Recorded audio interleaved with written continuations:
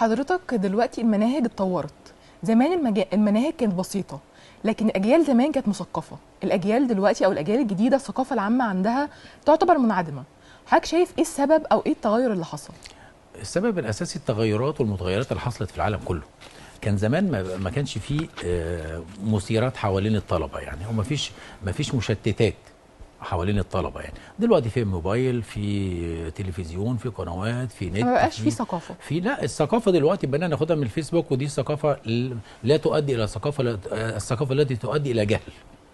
هو ثقافه الفيسبوك ثقافه تؤدي الى جهل. مش زي زمان الطالب كان بيقرأ في الكتب. افضل نوع من انواع الثقافه ان انا اجيب الكتاب واقعد اخطط فيه على فكره، يعني فعلا. واعمل الافكار اللي في الهامش كده، وده احسن نوع من انواع الثقافات. عشان وكان برضه الانفايرمنت زمان، البيئه اللي كانت محيطه بينا كانت زمان كانت هاديه، كانت بتشجع على ده. كان الاب في البيت بيجيب لولاده جرايد كل يوم. أيوة. بيجيب له كتاب من معرض الكتاب، بيجيب له كتاب ويقول له اقرا قران مثلا، اقرا في الكتب الدينيه، كتب الشيخ الشعراوي، كتب الدكتور مصطفى محمود، كتب يوسف ادريس، كتب نجيب محفوظ، كتب عباس العقاد، العبقريات بتاع عباس العقاد مثلا، العبقريات بتاع خالد محمد خالد.